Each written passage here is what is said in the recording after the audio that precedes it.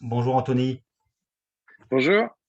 Alors, nous avons souhaité nous rencontrer suite à des échanges sur Internet et je vais te présenter brièvement avant d'entamer le fond du sujet qui apparaîtra assez rapidement. Donc, j'ai cru comprendre que tu étais docteur en histoire contemporaine et tu as d'ailleurs fait une thèse de doctorat sur deux mouvements de jeunesse, JOCF et JOC, entre 1954 et 1987 à l'université Lumière Lyon 2.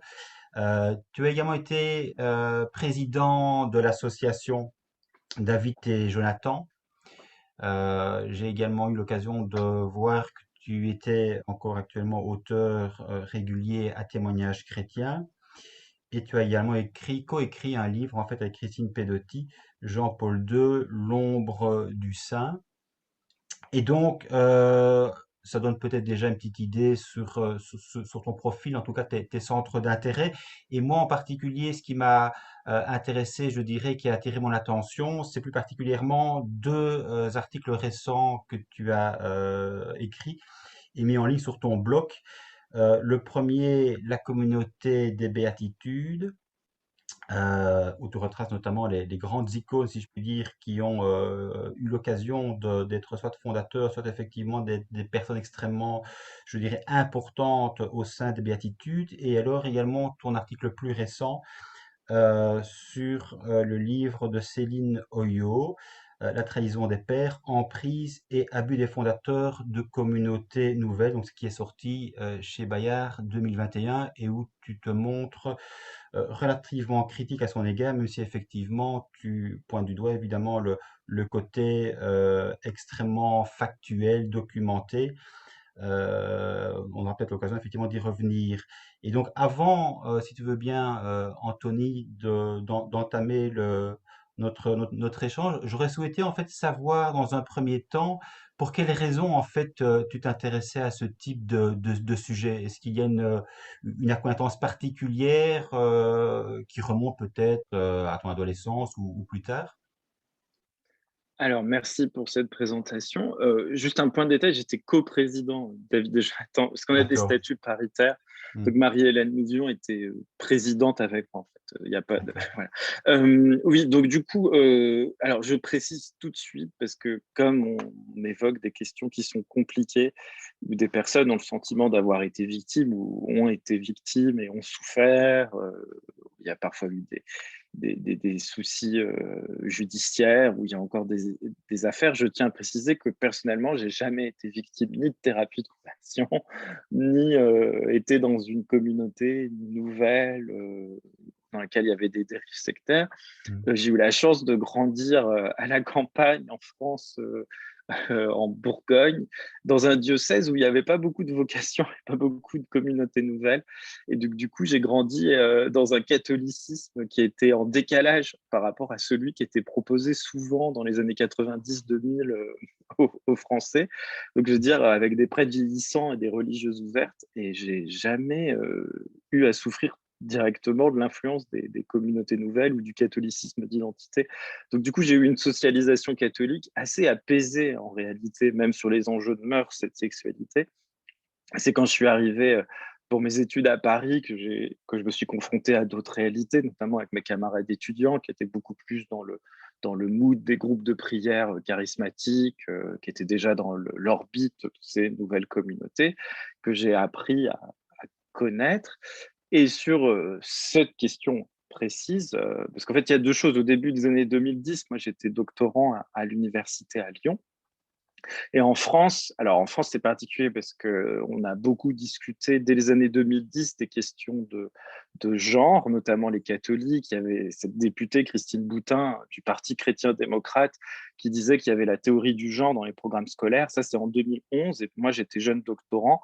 Et c'est à ce moment-là que j'ai commencé à m'intéresser aussi aux enjeux de genre et de sexualité. Et puis alors, évidemment, après, il y a eu 2013, 2014, 2015, où on a discuté en France sous François Hollande du mariage pour tous. Donc là, ça a été vraiment un moment où ça a explosé, puisque c'est le moment où on parlait beaucoup de la théorie du genre, de l'homosexualité, tout ça. Et c'est à ce moment-là que moi, je me suis plus engagé en étant membre de David et Jonathan. Et je me suis vraiment plutôt mis en opposition avec un catholicisme qui était pour la défense d'une morale traditionnelle, d'une bioéthique traditionnelle. Et j'ai voulu proposer d'autres façons de poser les problèmes, de comprendre les choses à partir de l'expérience catholique et à partir de la tradition catholique. Donc, Mhm. c'est là où j'ai commencé à bloguer. Et puis après, je suis devenu président de David et Jonathan. Et c'était, alors là, on était dans les années, c'était bien plus tard, c'était les années 2016-2017, où en France, il y avait les premiers scandales publics sur les thérapies de conversion, notamment le mouvement Courage à Paray-le-Monial, lié à la communauté de l'Emmanuel. Et j'étais très sollicité par la presse à ce moment-là, et notamment la presse régionale, le journal de Saône-et-Loire. Et moi, j'y connaissais rien sur les thérapies de conversion. J'en ai jamais connu. Je savais pas trop ce que c'était. Et donc, depuis cette époque-là, en fait, j'ai commencé à me documenter sur les thérapies de conversion, ce que faisaient les charismatiques catholiques et les charismatiques français. Et de fil en aiguille, comme je découvrais des choses, je me suis dit autant le partager. C'est pour ça que je l'ai mis sur mon blog. Voilà. C'est Peut-être que ça. je parle trop, non? C'est bon? C'est très bien, c'est très Dites-moi. bien. Non, non, mais l'idée est vraiment d'échanger, de te laisser effectivement Ouais, ouais. la parole pour qu'on comprenne effectivement le défilé de ta pensée, d'où effectivement tu viens, d'où tu parles, et puis Ouais, effectivement voilà. pour quelles raisons tu t'intéresses, je dirais, autant de manière récurrente à ces sujets. Mais peut-être peux-tu, Anthony, nous rappeler en quelques mots ce qu'est la théorie justement du genre. Alors, la théorie du genre, c'est la façon dont les catholiques, notamment en France, mais dans les pays francophones, se sont mis à parler des études féministes et des études de genre dans les années 90-2000. C'est-à-dire que dans le grand mouvement de Jean-Paul II pour s'opposer au consensus qui était de plus en plus dominant dans les instances internationales. Par exemple, je rappelle qu'en 95, il y a eu une grande conférence pour le droit des femmes qui était organisée par l'ONU et qui a eu lieu à Pékin ou à Beijing. Et Jean-Paul II a détesté l'idée qu'on puisse insinuer que dans le droit des femmes, dans l'égalité homme-femme, il était important de faire entrer la question des enjeux reproductifs, donc du contrôle des naissances, la question du contrôle de naissance, de l'interruption volontaire de grossesse ou de l'interruption médicale de grossesse. Donc des officines depuis le Vatican, le Conseil pontifical pour la famille, un certain nombre d'organismes d'universités catholiques romaines ont commencé à propager l'idée que le mouvement féministe avait généré une théorie qui était une théorie néfaste pour la dignité humaine, qu'il a appelée la théorie du genre. Donc, du coup, Mhm. un certain nombre d'auteurs, Tony Anatrella, Michel Choyance, qui est un prêtre belge qui travaillait à Rome, se sont mis à produire des documents dans lesquels ils appelaient théorie du genre des discours qui étaient à leurs yeux pseudo-scientifiques, pseudo-rationnels, dangereux, totalitaires, même dans les versions les plus excessives. On a pu dire que c'était des choses qui étaient contraires aux droits humains. Et en France, les mouvements militants pro-vie, donc au début, c'était la Marche pour la vie, Alliance Vita, puis après, c'est devenu la Manif pour tous, ont propagé dans l'opinion publique l'idée qu'il y avait une théorie du genre. Ce à quoi les milieux universitaires, alors moi j'étais en doctorat à ce moment-là, donc c'est pour ça que Mhm. la question s'est posée. On s'est dit, bah non, vous pouvez pas dire, en effet, il y a des études de genre qui sont multiples, qui ont plusieurs théories, qui ont plusieurs inspirations. Certaines sont d'inspiration plutôt marxiste, d'autres sont d'inspiration plutôt existentialiste, ou elles se fondent sur d'autres philosophies. Vous pouvez pas faire un grand mélange, amalgamer tout et dire qu'il y a une théorie du genre qui dit ceci ou cela et sans aller rentrer dans les détails. Par exemple, les mouvements féministes et les études féministes n'ont aucun consensus sur le voile des femmes, la prostitution ou certaines questions bioéthiques comme la grossesse de substitution. Donc, il faut arrêter de dire que les études féministes, elles sont consensuelles, elles ont une théorie, un agenda et tout Mhm. ça. Alors, bon, elles ont un agenda, elles veulent l'égalité entre les hommes et les femmes, la recul du patriarcat, mais elles ne disent pas c'est pas une sorte il y a des accents conspirationnistes, il ne faut pas se le cacher dans ces éléments de discours. Donc la théorie du genre, c'est la façon dont l'Église catholique parle des études de genre pour la discréditer et pour défendre, elle, sa conception de la bioéthique et sa C'est ça. conception des choses. Ouais. Alors, ça s'est un peu atténué, parce que là, je parle des années 2010, hein, là, donc nous, 10 ans, 15 ans plus tard, maintenant, par exemple, la Manif pour tous en France ne dit plus théorie du genre, mais idéologie du genre, ce qui est un peu moins hypocrite, pour le coup, Mmh. c'est un peu avancé. Un certain nombre de dignitaires catholiques ont un peu mis d'eau dans leur vin. Ils peuvent dire que les études de genre peuvent avoir des apports positifs, peuvent poser des bonnes questions. Voilà, donc, mais on est sorti du caractère très, très, très clivant. Mais ce que je dis, c'est une histoire très française, hein, parce que la décennie 2010 en France, elle est très clivée sur ces questions-là, dans le Ouais, débat d'idées, le débat ouais. intellectuel.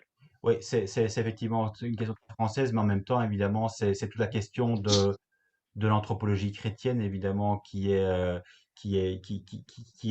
en jeu ici, je dirais. Et ce qui est toujours un peu étonnant, évidemment, aussi, c'est que cette anthropologie, évidemment, chrétienne, la manière dont on voit la femme et l'homme dans l'Église, la répartition des rôles, tout ça, évidemment, est quand même censé se fonder sur les évangiles ou l'Ancien Testament.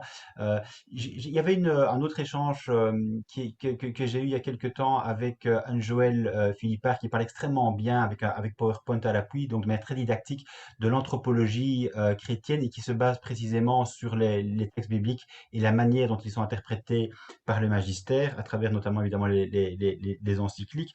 Quand tu parles évidemment de Jean-Paul II qui a effectivement quand même théorisé ce qu'on appelle le génie féminin pour finalement assigner la femme à un rôle de service et l'homme et le prêtre pour le coup à un rôle de pouvoir, même si évidemment dans l'Église on est censé être au pouvoir pour être au service, mais enfin là aussi il y a toute une ambiguïté. Le livre que tu avais écrit avec Christine Pedotti, justement Jean-Paul II, L'ombre du saint. Je suppose que dans ce livre-là, précisément, quand on parle de l'ombre du saint, on reprend justement un petit peu aussi tout ce que ce saint Jean-Paul II a pu avoir de néfaste par rapport à l'émancipation de la femme, le rôle qu'il a souhaité donner ou ne pas donner à la femme dans l'Église, et aussi évidemment toutes les communautés nouvelles qui ont eu sa bénédiction et qui se sont avérées déviantes. Alors, c'est vrai que c'est un des enjeux. Bon, euh, sans aller chercher avant Jean-Paul II, il y a toujours eu la tentation dans l'Église catholique de séparer le bon féminisme du mauvais Ouais. féminisme, la bonne égalité de la mauvaise égalité.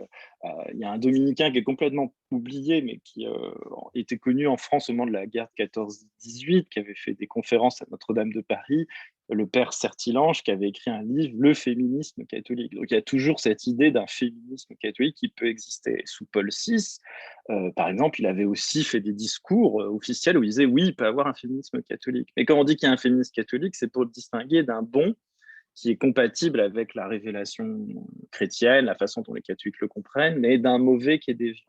Et Mhm. le bon, en effet, c'est toujours défendre une conception de l'homme, c'est-à-dire il y a une nature humaine, une essence humaine, et c'est ça qui est aujourd'hui parfois un peu remis en cause, même dans l'expérience des gens, c'est-à-dire qu'on va assigner des qualités soi-disant naturelles aux femmes en particulier, parce que les hommes sont souvent le point aveugle de la réflexion. Donc Jean-Paul II a beaucoup repris toutes ces thématiques-là et les a un peu systématisées dans sa lettre sur la dignité de la femme. Il va dire qu'elles sont les sentinelles de l'invisible. On ne sait pas pourquoi les femmes sont particulièrement celles qui devraient plus voir les choses qui ne se voient pas par Mhm. rapport aux hommes. On va sortir les thématiques que, comme elles sont potentiellement des mères, et qu'elles peuvent s'accomplir en tant que mères, elles ont un certain nombre de qualités spécifiques, le soin des autres et tout ça. Des choses Mhm. qui après tout, peuvent se discuter, mais c'est toujours pareil, quand on les systématise, quand on les absolutise, deviennent parfois un petit peu compliquées. Vous parliez des évangiles. C'est marrant parce qu'en réalité, c'est souvent peu les évangiles, c'est-à-dire la partie du Nouveau Testament qui est convoquée, mais c'est souvent beaucoup plus les parties eschatologiques des Écritures, Ouais. c'est-à-dire celles qui fixent euh, la condition humaine dans un début et une fin. C'est plutôt toujours homme et femme, il les créa, donc le vers de la Genèse. Donc homme et femme, il les créa. Ça donne tout de suite une théologie assez fixiste, parce que s'il les a créés ainsi, on voit mal pourquoi ça pourrait changer au cours de certaines configurations sociales ou historiques. Et c'est pas la dynamique plus des Écritures ou l'image d'un Jésus qui appelle chacun à discerner, à faire ses choix, à postuler de ce qu'il peut faire ou pas faire, réfléchir avec l'Esprit Saint de la façon dont on mène sa vie ou on mène pas sa vie. Donc, on est beaucoup plus dans quelque chose d'assez fixiste. Homme Ouais, et femme, il les créa, ça vous fait des théologies assez fixes. ouais, Et si Jean-Paul II a réhabilité beaucoup cela, c'est il a eu conscience dès les années 60 de tout ce que voulait dire la révolution féministe. Si les femmes étaient capables de contrôler la procréation, les couples, d'abord avant de penser aux femmes, parce que déjà pour les catholiques, c'était le premier niveau, c'était les couples. Ils voyaient bien que les femmes allaient sortir de ce naturel féminin, parce que comme on peut espacer les naissances, avoir le choix de ne pas avoir d'enfants si on ne veut pas avoir d'enfants, toute cette construction s'effondrait un peu comme un château de cartes. mhm, Les femmes pouvaient devenir autonomes sexuellement, pouvaient faire le choix de ne pas avoir d'enfants. Et donc l'Église a développé une contre-offensive culturelle assez puissante, assez sophistiquée, assez élaborée, dans laquelle on a ressorti tous les grands stéréotypes, mais qu'on les a resignifiés de manière plus offensive, plus combattante.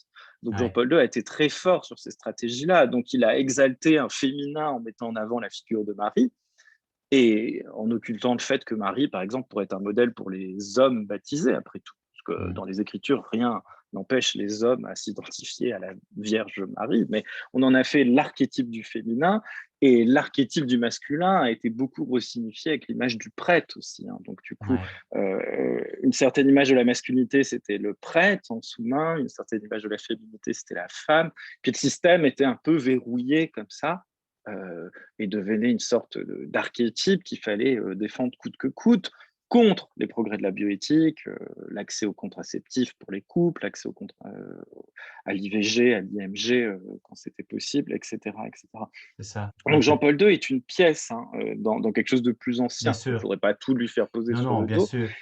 Et les nouvelles communautés ont eu assurément de la reconnaissance de Jean-Paul II, parce que contrairement à d'autres secteurs de l'Église catholique qui étaient un peu plus sceptiques, qui pouvaient dire, on peut quand même les couples mariés leur dire de contrôler les naissances. Enfin, si on reconnaît l'autonomie des laïcs, la dignité des baptisés, le discernement individuel, je ne parle pas de la pilule pour les jeunes filles de 16 ans, je parle bien premier Mhm, niveau pour les couples mariés catholiques et tout ça, mhm, parce que même ça, c'est refusé dans l'Église catholique. Il y a des gens qui disaient non. Eh ben, tous les nouveaux mouvements, les nouvelles congrégations, qui étaient dans une sorte de restitutionnisme, ils ont dit, bah, nous, on prend le catéchisme, on négociera pas, on le défendra coûte que coûte. Donc, ils ont eu une reconnaissance de l'institution là-dessus. bien sûr. Et donc, ces nouvelles communautés ont défendu euh, leur idéologie du genre à eux, leur conception du genre, et se sont fait les bras armés de ça. Ils ont défendu la famille chrétienne qui pensait être bonne et traditionnelle. C'est ça. Mais en fait, bon, ça fait penser ce que tu dis évidemment, Anthony, c'est que finalement, c'est ce que tu décris très bien est permis aussi précisément parce que les textes évidemment dits sacrés, on leur fait dire évidemment un petit peu tout et n'importe quoi. Une chose et son contraire. On peut évidemment y trouver des paroles extrêmement entre guillemets progressistes, qu'on peut effectivement y trouver des paroles extrêmement conservatrices qui font que même si la société évolue, les mœurs, elles, sont censées effectivement rester figées telles que la Bible le formule. Et du coup, en fait, pour ce qui est de l'association David et Jonathan, c'est vrai quand même que c'est évidemment extrêmement osé comme association qui souhaite justement intégrer non pas seulement la famille catholique, un père, une mère, un homme, une femme, mais précisément ce qu'on appelle les LGBT+. Euh, Parce que c'est vrai que par rapport évidemment à la doctrine de l'Église, là, clairement, l'association, même si évidemment elle se dit catholique, clairement, évidemment, elle est en porte-à-faux avec la doctrine officielle de l'Église et les textes eux-mêmes. Et là, j'aimerais effectivement qu'on en parle parce que si je reprends les textes, parce qu'il faut quand même repartir des textes, c'est quand même toujours ce qui fonde évidemment la doctrine de l'Église. Je reprenais un petit peu brièvement les textes, notamment de l'Ancien Testament, par rapport à la manière dont l'homosexualité est traitée. Si on reprend notamment le Lévitique, chapitre 18, verset 22, il est dit, tu ne coucheras pas avec un homme comme on couche avec une femme, c'est une abomination. Plus loin, le même Lévitique, au chapitre 20, verset 13, dit: Ils seront mis à mort, leur sang retombera sur eux. Donc, je veux dire que c'est extrêmement, extrêmement fort, clair et net, et il n'y a pas, a priori, sujet à interprétation. Et le Nouveau Testament lui-même, Paul, à plusieurs reprises, en parle, notamment dans la lettre à Timothée, 1 Timothée 1, verset 10. La loi n'a pas été instituée pour le juste, mais pour, trois petits points, les impudiques, les homosexuels, les trafiquants d'hommes, les menteurs, les parjures, et pour tout ce qui s'oppose à la saine doctrine. Donc j'ai envie de dire, on met effectivement tous les péchés, entre guillemets, sur le même pied, et donc là on a quand même affaire à une sorte de liste de péchés rédhibitoires, j'ai envie de dire, pour l'accès au royaume de Dieu, parce que c'est toujours ça évidemment qui est derrière les injonctions de l'Église, c'est voilà, ce qui est péché, ce qui n'est pas péché, et ce qui est péché, le cas échéant mortel, ben, vous empêche effectivement d'accéder au ciel, au royaume de Dieu, à la vision de Dieu.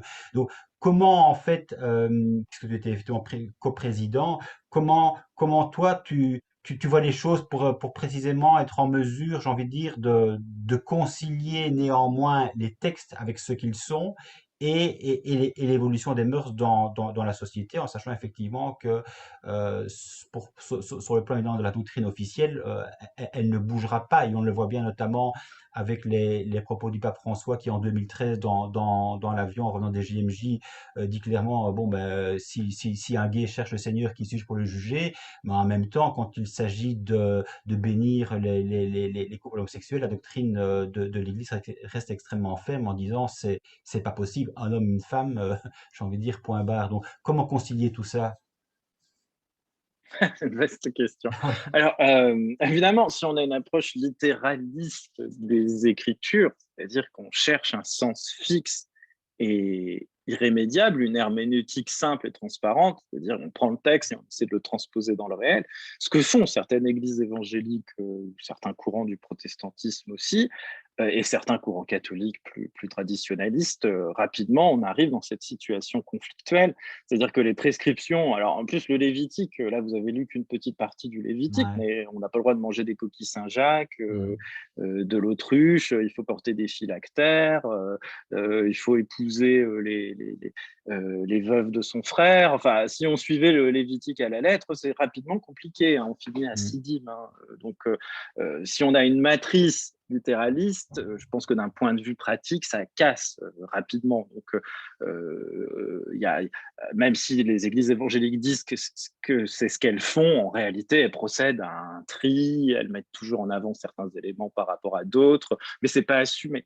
Je pense que nous, à David et Jonathan, qui n'est pas un mouvement catholique, hein, mais qui est toujours une association loi 1901, Ouais. ouvert à des chrétiens de différentes obédiences. Ce n'est pas un mouvement de l'Église catholique. Il y a Mhm. toujours eu des protestants, des catholiques et des gens d'autres confessions chrétiennes. Donc, du coup, le problème, il est un peu décalé par Mhm. rapport à ça.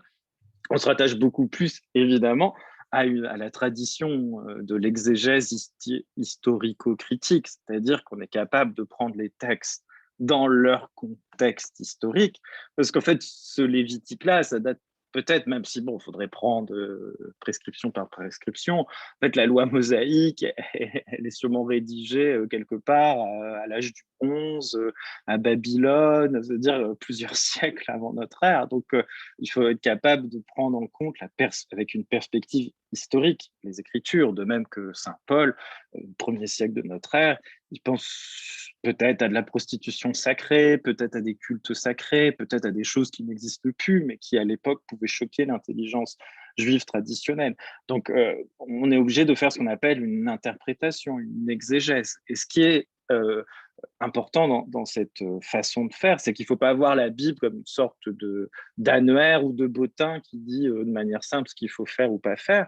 C'est que dans une pratique régulière des Écritures, il faut chercher une forme d'intelligence des Écritures, qu'il faut essayer de dépasser le niveau littéral pour aller dans une forme d'intelligence des Écritures, d'intelligence de la foi, dans laquelle on trouve des éléments pour réfléchir comment mener sa vie.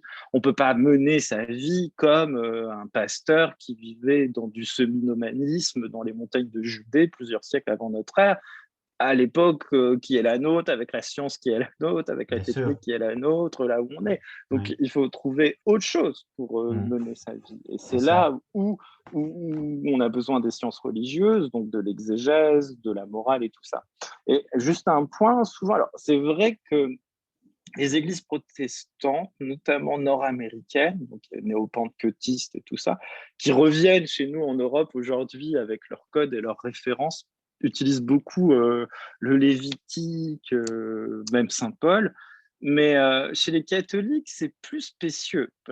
Si je peux me permettre, c'est que souvent, c'est pas les écritures hein, sur la question de l'homosexualité hein, qu'on va opposer, c'est surtout une forme d'anthropologie, c'est-à-dire c'est Mmh. l'Église va dire qu'elle a une certaine compréhension de la nature humaine, de la tradition humaine, elle a une certaine son magistère est capable de discerner ce qui est bon de ce qui est mal dans la société, et au nom de cette expertise, elle est capable de prendre position sur l'homosexualité ou d'autres questions.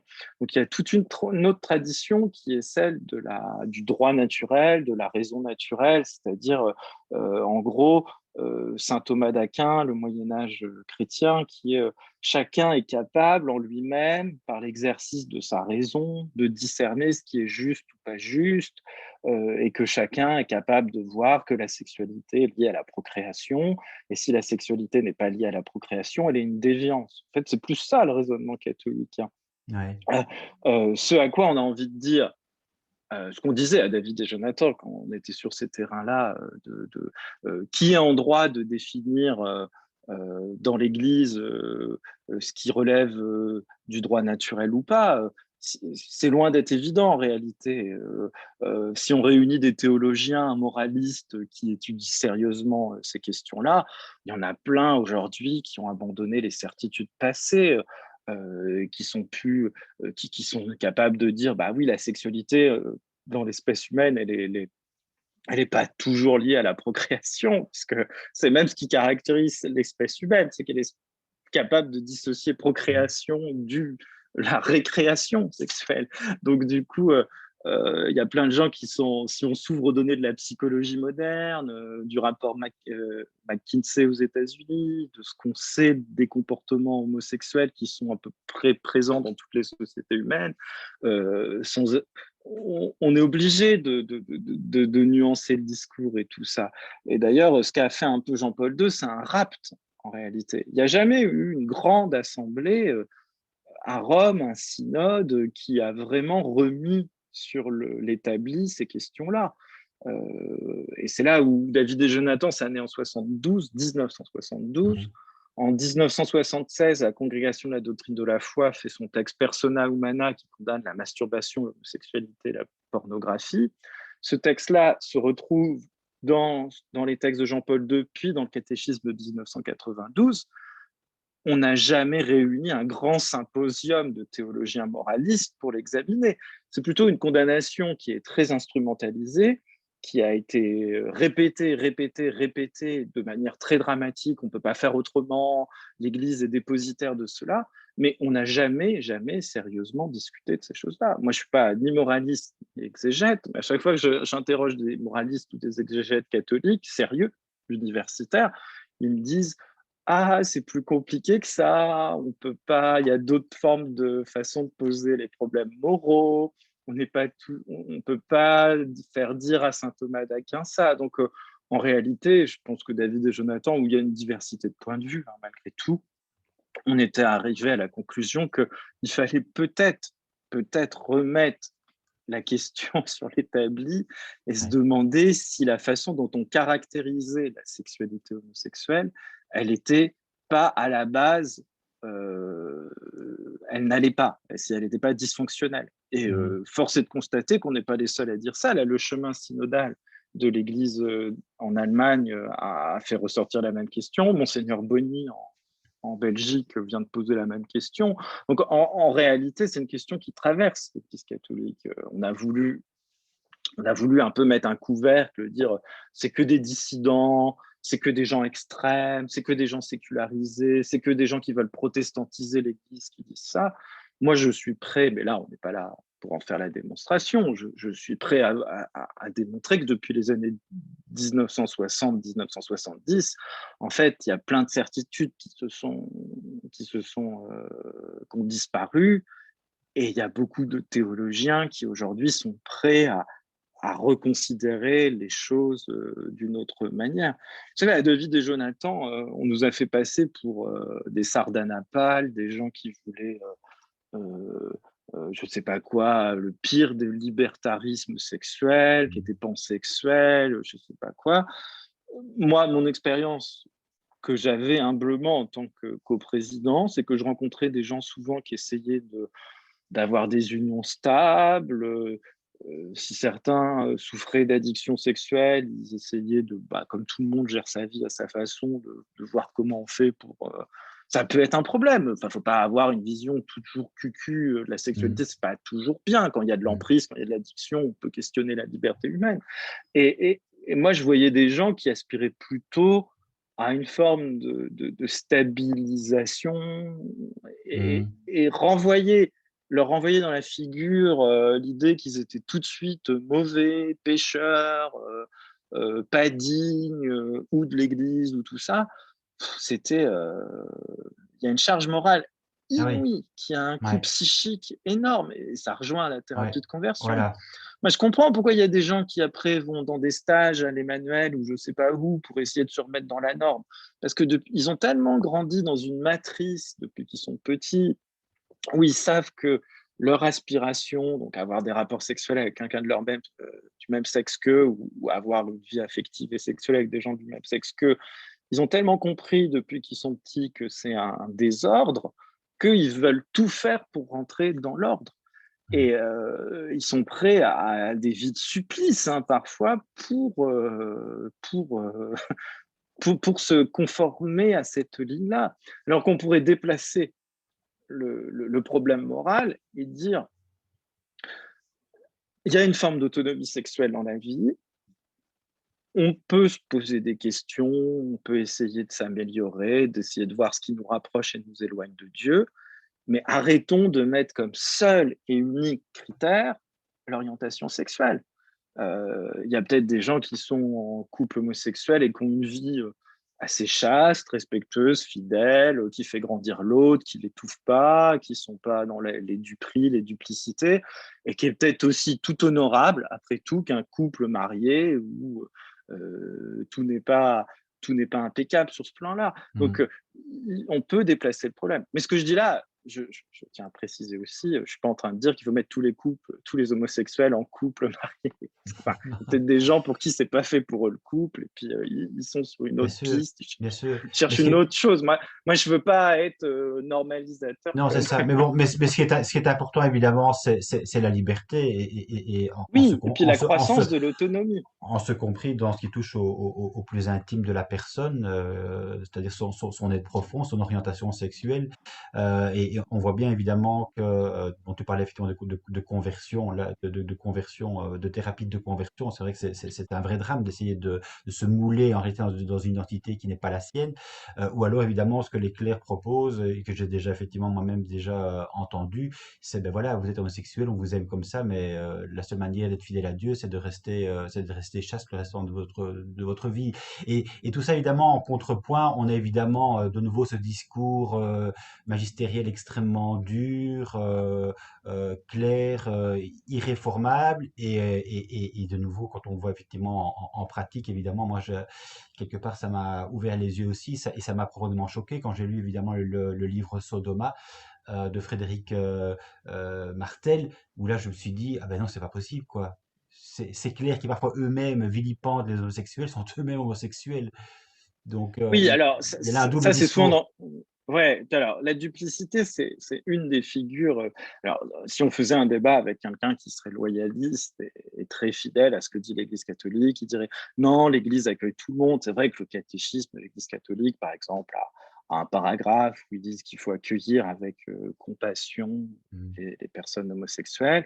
Puis on réhabilite la vieille catégorie morale de la distinction des actes et des personnes. la personne Mhm. est accueillie dans un amour dit inconditionnel, les actes, eux, restent condamnés parce qu'ils sont C'est ça. pécamineux, ils sont Mhm. pécheurs. Mhm. Alors, le souci, c'est que depuis les années 70, dans nos sociétés, a émergé une subjectivité homosexuelle, c'est-à-dire que des gens se désignent comme eux-mêmes comme homosexuels et se sont construits une culture dans laquelle ils disent qu'ils se sentent bien parce qu'elle leur permet de trouver des partenaires et qu'elle est aussi un lieu de refuge par rapport à ce qu'ils vivent comme une agression du reste du monde. Donc, la révolution LGBT des années 70, c'est d'avoir accepté dans nos sociétés un espace où il y a des personnes qui se disent homosexuelles, c'est-à-dire qui ne voient pas cette distinction entre les actes et les personnes. Elles se disent pas, je suis une personne, je suis pas je suis pas une personne qui a des actes homosexuels. Elle se dit, je suis une personne homosexuelle. Alors après, c'est une nouvelle façon de gérer cette question sociale qui a permis la croissance de l'autonomie individuelle, la dépénalisation de l'homosexualité, la dépathologisation de l'homosexualité, le Mhm. fait que nos sociétés se sont ouvertes à la diversité sexuelle, où les valeurs d'égalité, de démocratie, d'écoute de l'expérience de l'autre ont progressé, ça a généré cette façon d'être.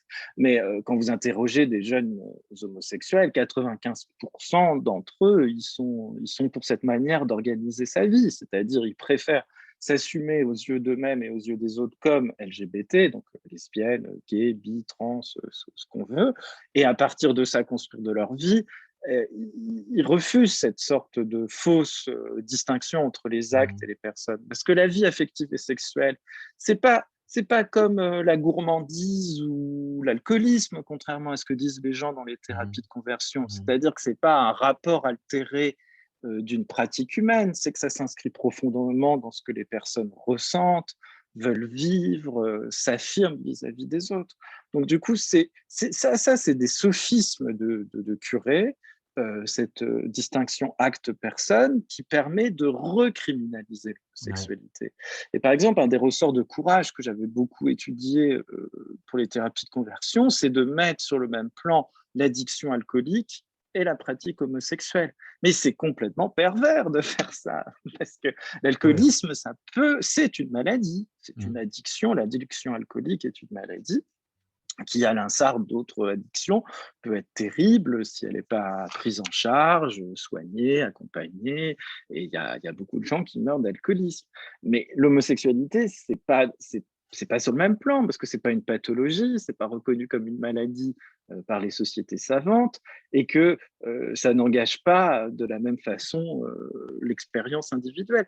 Donc du coup, on utilise cette distinction de manière très spécieuse pour continuer à ne pas accepter ce qui s'est produit dans les années 70, qui est la naissance d'une fierté homosexuelle et l'acceptation sociale de l'idée que oui, il y a des homosexuels qui demandent un mode de vie alternatif et qui demandent une reconnaissance de cela. Donc il y a un refus de ça.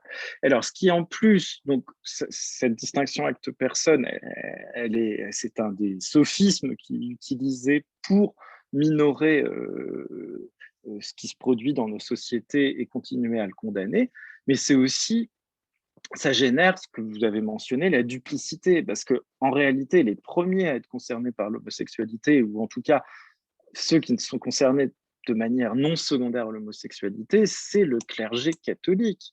Et là, on commence à avoir un certain nombre de données scientifiques. Je pense à la thèse de mon ami et camarade Jocelyn Tricou, qui a soutenu une thèse à l'université Paris 8, Vincennes-Saint-Denis, il y a plus d'un an maintenant, qui montre bien que s'il y a un groupe socio-professionnel qui est marqué par cette problématique identitaire de l'homosexualité, c'est bien celui des prêtres. Et peut-être qu'historiquement, la façon catholique de gérer l'homosexualité, ça a été de réintégrer les sexualités déviantes dans le sacerdoce, par une sorte d'effet de sublimation.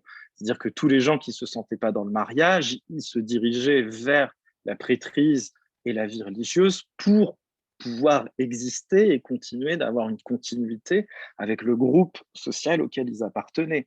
Et ça a pu, cette noria très, très ancienne d'homosexuels qui devenaient des prêtres et des religieux, elle est de plus en plus documentée Mmh. aujourd'hui. Sauf qu'elle est remise en cause par l'idée que l'on a aujourd'hui de l'homosexualité, c'est-à-dire qu'on veut que les gens disent ce qu'ils sont et assument ce qu'ils font. Et les prêtres ne sont toujours pas dans cette double dimension. C'est-à-dire qu'ils ont beaucoup de mal à se dire homosexuels, surtout que depuis 2005, un séminariste ou un religieux homosexuel ne peuvent pas être ordonnés ou ne peuvent pas être religieux, ne peuvent pas faire une profession religieuse, et que ça leur ferait, s'ils disent qu'ils sont homosexuels, ils ont des risques pour leur carrière ecclésiastique, ils peuvent être menacés, ils vont être décriés, ils peuvent être remis en cause dans leur sacerdoce et tout ça. Ouais. Donc le système génère un silence et il n'est pas dit que ce silence n'ait pas non plus conduit à un certain nombre de comportements qui sont pour le coup déviants, c'est-à-dire que des gens qui n'avaient pas accès au commerce sexuel normal d'une manière assez terrible lorsqu'ils étaient en position d'abus ou d'autorité, ont pu avoir des comportements déplacés à l'égard des personnes qui leur étaient confiées. Et on a peut-être cette mauvaise gestion du désir, cette immaturité sexuelle a peut-être généré une partie des abus. Je ne pense pas forcément à la pédocriminalité sur binaire, mais peut-être sur des. Il y a aussi des abus plutôt dans les directions de conscience, dans les séminaires. Il y a eu Mmh. toute cette chose-là. Et ce que Ouais. révèle Sodoma, c'est aussi toute cette façon immature de gérer son identité sexuelle et son désir sexuel. Donc, Ouais. c'est pour ça qu'aujourd'hui, on aurait envie de dire le problème, c'est pas qu'il y ait des prêtres homosexuels. Euh, le problème, c'est qu'ils ne le disent pas, qu'ils l'assument pas et qu'on ne cherche pas à répondre à leur malheur. C'est ça la vraie question. C'est ça, oui. En fait, finalement, le système ecclésial génère des situations où les personnes, au lieu d'être pleinement elles-mêmes, sont obligées finalement de se mentir à elles, ou est le question de se mentir effectivement vis-à-vis de leurs propres autorités. Donc là, il y a une sorte de, de scission interne qui se joue et qui finalement est absolument invivable, j'imagine, au quotidien. Mais là, on en revient évidemment aussi à toute la question de euh, vous vilipendez la société pour les agissements et vous êtes censé effectivement avoir une autorité morale. Et en même temps, vous n'êtes pas capable vous-même de voir que votre propre système génère des déviances, pour ne pas dire que le système lui-même est déviant. Et là, on en revient peut-être de nouveau aussi à toute la question de comment l'Église peut-elle se remettre en question sans précisément ne pas remettre en cause ses propres fondations. Et là, on en revient quelque part à la théorie du genre. Si je reprends un livre que j'ai repris pour l'occasion, qui est extrêmement bien écrit, tu as peut-être déjà lu, c'est le livre ici, le Déni, de Maud Amandier et Alice Chablis. Ils sont au pouvoir, elles sont au service. Enquête sur l'Église et l'égalité des sexes. Donc je pense qu'on est vraiment au cœur de la question. Et elle dit notamment celle-ci, ils disent notamment ceci donc dans le déni. Le mariage catholique est révélateur de l'anthropologie spécifique de l'Église qui pense son modèle comme universel alors qu'il est une construction parmi d'autres. C'est ce qu'on disait. Euh, et alors plus loin, sur la question du genre, elle dit ceci: la réflexion sur le genre fait effectivement tomber des pans entiers d'interprétation du chapitre 2 de la Genèse comme du chapitre 5 de l'Épître aux Éphésiens, ce qui alarme le magistère. En effet, l'homme et la femme doivent rester chacun dans leur rôle pour que tienne l'analogie Christ-Église. Et ça, c'est peut-être effectivement le cœur du débat, c'est que ce que je disais un petit peu tout à l'heure, c'est que si on touche à cette analogie Christ-Église, ben effectivement, il y a tout qui s'écroule. Et il lui est difficile de revenir en arrière, sinon il lui faudrait remettre en jeu la propre structure de gouvernement exclusivement masculine de l'institution et le système social qu'elle a construit. Est-ce qu'effectivement, c'est pas ça le cœur du débat et du coup l'enjeu que l'Église ne peut pas quelque part affronter de face avec effectivement les incidences que ça pourrait avoir? Bah, dans le refus des études de genre, la fustigation des études de genre comme déviantes, mauvaises et tout ça, il y a assurément la peur qu'elles soient utilisées comme outil pour comprendre l'organisation de l'Église elle-même. Ça, c'est évident, parce que s'il y a bien un groupe humain qui a une théorie du genre, pour le coup, c'est l'Église catholique, qui est une théorie du genre très particulière. C'est-à-dire Mm. qu'elle s'organise, elle a une idéologie de genre très, très particulière.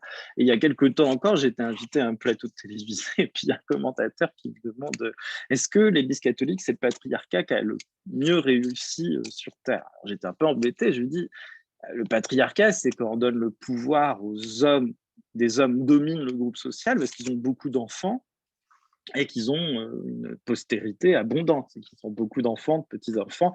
Le patriarche biblique, il est puissant parce qu'il a son troupeau, ses femmes, et ses enfants, ses petits-enfants et tout ça. Et c'est ce qui le rend puissant, c'est de gérer, d'être à la tête de la postérité nombreuse.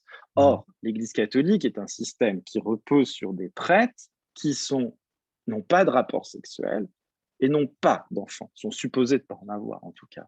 Donc du coup, c'est quand même très particulier en réalité comme système patriarcal, parce que tout ça est un peu symbolique, sublimé en réalité. Quand on appelle prêtre mon père, c'est pas notre père. Enfin, ça peut arriver, mais c'est pas. La plupart des cas, c'est une Vraiment non. paternité symbolique. Normalement, non. On l'appelle mon père parce qu'il a une paternité spirituelle à notre égard. Donc tout ça est très sublimé. Donc il y a plein de. En fait, on est beaucoup dans le métaphorique, dans le symbolique. Et en effet, les religieuses deviennent nos sœurs, nos frères. L'Église devient notre mère. L'Église elle-même, qui est Christ, enfin, épouse du Christ, donc l'Église qui est personnalisée au féminin, devient épouse du Christ. Enfin, il y a tout un réseau plutôt d'images, de métaphores qui font que c'est très, très, très particulier. Mm. Là où je suis d'accord avec le livre Le Déni, c'est que tout cela est bien au service d'une hiérarchie et d'un rapport d'autorité. C'est qu'en effet, les prêtres qui se positionnent vis-à-vis de nous en autorité disent toujours qu'ils sont appelés et au service, mais en réalité, c'est ceux qui sont les dépositaires de l'autorité et du pouvoir vis-à-vis et des laïcs. Et comme ils excluent les femmes des prêtres, il y a ce double hiérarchie, homme-femme, clair, laïque. Et donc, en effet, le cœur nucléaire, c'est bien le masculin sacerdotal du système. Mm. Donc, toutes les réflexions en termes de genre sont une remise en cause. Ce qui fait que aujourd'hui, s'il y a des débuts de questionnement, parce que le pape lui-même, là, après la remise en cause liée à la pédocriminalité, dans la lettre au peuple de Dieu, il parle lui-même du cléricalisme. Il dénonce le cléricalisme, donc l'autorité excessive des prêtres. Donc, il tend, à dire qu'il y a un problème systémique, le cléricalisme, et que ce n'est pas des brebis galeuses, et il tend, deux, à dire que le problème, c'est le pouvoir des prêtres en excès, en autorité. Donc, il y a quand même les yeux sont en train de se dessiller. Mm. Mais souvent, on en reste juste quand même à quelque chose qui n'égratigne pas le cœur du sacerdoce ministériel. C'est-à-dire qu'on refuse que le sacerdoce soit ouvert aux femmes, que le sacerdoce soit ouvert aux gens mariés. Donc, en fait, en gros, on reste à la surface des choses, Mm. on reste superficiellement des choses. Et ce qui est un peu terrible, c'est que là, l'Église catholique, elle est à 3 décennies de révélations de crises et d'abus de diverses natures. Soit la pédocriminalité, soit l'emprise spirituelle, soit l'abus psychospirituel, soit les dérives sectaires qui s'enracinent tous quelque part, parfois dans cette vision un peu du sacerdoce ordonné, de la vie religieuse vocationnelle. Et il est possible, il y a un scénario possible qui est on ne va toucher à rien, on ne va rien changer, on va continuer à exclure les femmes de l'accès des ministères ordonnés et on va continuer à ordonner que des hommes qui font le choix de ne pas avoir de rapport sexuel. Donc, on voit bien qu'aujourd'hui, on est à un carrefour, mais c'est comme si on n'arrivait pas à prendre la direction qui, semble-t-il, apparaît la plus raisonnable quand on amalgame les données qui viennent des sciences humaines, sociales et théologiques, c'est-à-dire l'idée qu'il faudrait desserrer l'étau du ministère ordonné masculin. C'est-à-dire Mhm. que, bon, s'il y a des hommes qui, toute leur vie, souhaitent être époux du Christ ou de l'Église sous cette forme de la prêtrise telle qu'on la connaît, pourquoi pas? Mais qu'on commence à admettre qu'il y ait d'autres formes de ministère et d'autres formes d'ordination. Sans quoi, on ne sortira pas de, Ouais. de ce système de genre, de ce système sexuel, système qui s'effondre de l'intérieur, puisque nos pays, du moins en Occident, ne génèrent plus de vocation. En plus, ça, c'est le dernier. Démographiquement, le système est en train de mourir de l'intérieur, parce que les séminaires en France, bon, ça se passe en Belgique, mais j'imagine que c'est un peu pareil, les séminaires sont vides, on ordonne plus de 85 prêtres en France aujourd'hui, en 2020, on en ordonnait 1400 par an en 1945, donc on est passé, on ordonne 15 fois moins de prêtres en France aujourd'hui qu'il y a 70 ans.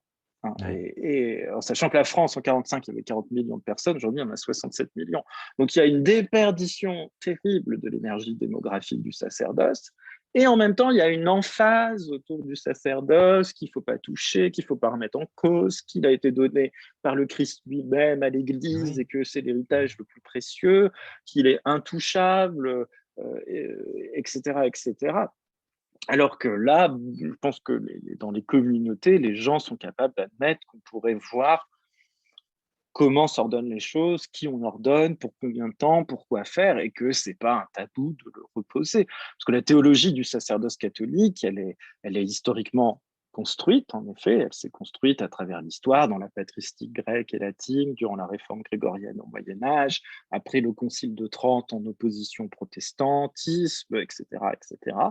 Et que on a plein d'éléments qui pourrait dire bah, on peut poser les choses autrement. Le Christ, dans les Écritures, il leur donne pas des prêtres dans une cathédrale. Il choisit des disciples, et encore le nombre varie. On ne sait pas trop le ministère qu'ils ont. Il n'y a pas de messe telle qu'on l'entend aujourd'hui. C'est-à-dire, scripturairement, la théologie du sacerdoce, elle est assez fragile en réalité. Hein. Il faut chercher des lettres, la lettre de Mhm. Saint-Pierre dans les actes, après les actes des apôtres.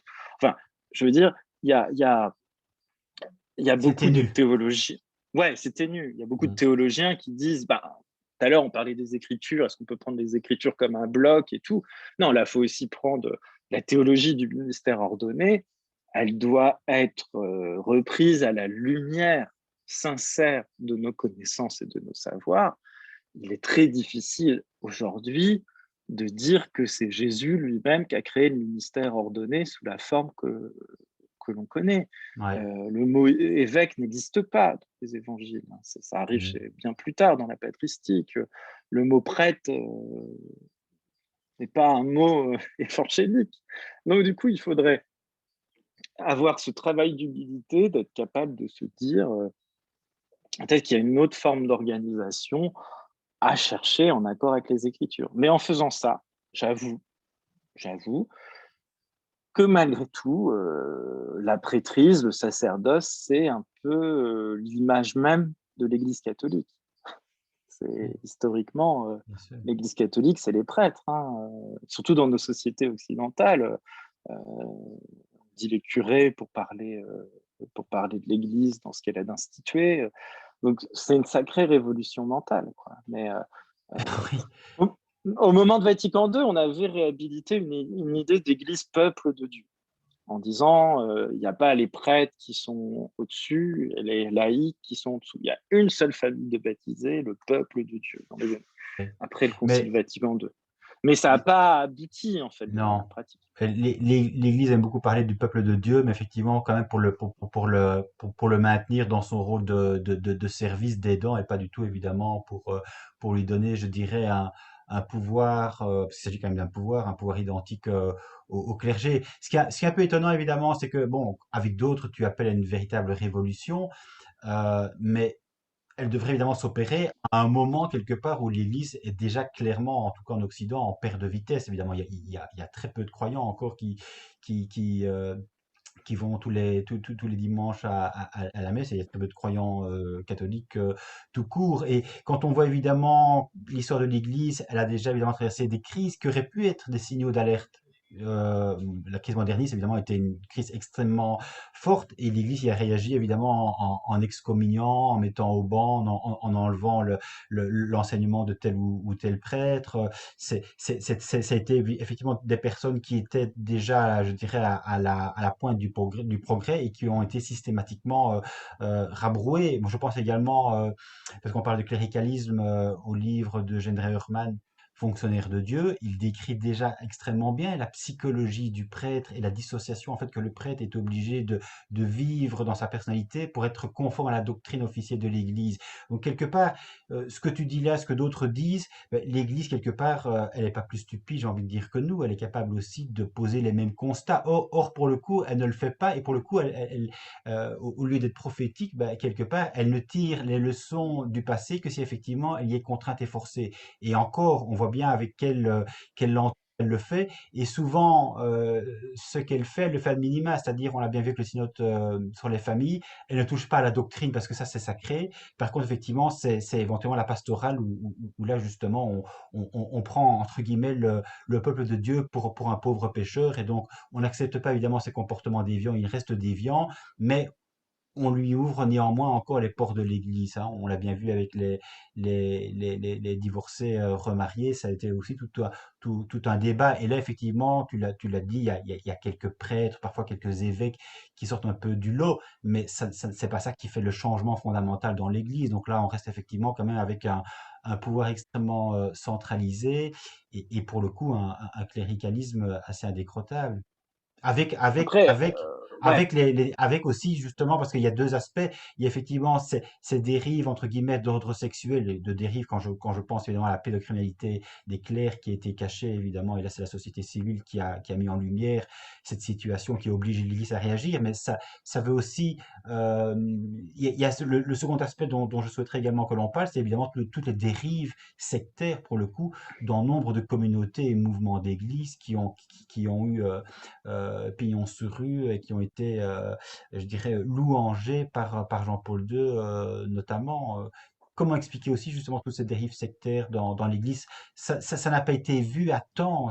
Il a fallu de nouveau que les choses aillent très très loin pour qu'à un moment donné l'Église se réveille et essaie de reprendre un petit peu la main sur ces communautés et mouvements déviants. Alors, juste pour revenir, pourquoi c'est dur de changer, je m'ignore pas en tant qu'historien, sociologue des religions.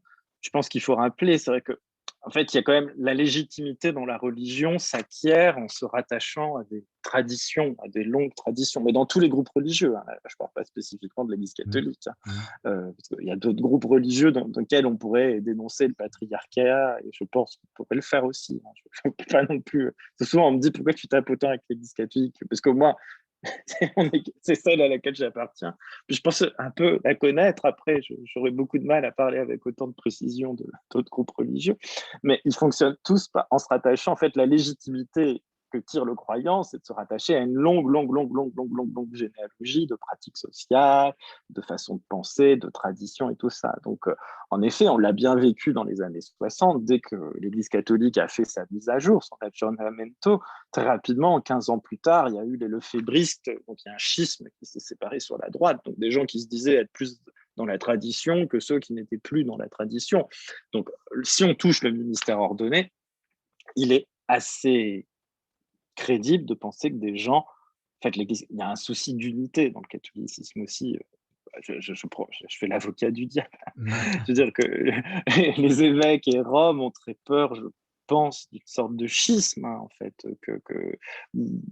que ça aiderait, en fait, les lefébristes ou les traditionalistes, comme on dit, reprendraient la main sur l'institution ou sur un certain nombre de fidèles qui n'accepteraient pas le changement, qui seraient vus comme des déviances, hein. Donc voilà. Néanmoins, moi, je pense, dans un pays comme la France, je pense que les communautés de gens normaux sont complètement prêts à accepter une nouvelle économie des ministères et du sacerdoce. Voilà, ceci étant dit.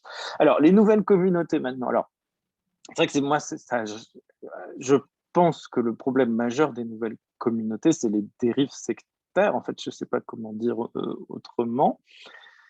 De manière générale, les dérives sectaires, là, pareil, je connais plus ce qui se passe en France que ce qui se passe dans les autres pays d'Europe. Je ne sais pas trop comment ça se passe ailleurs.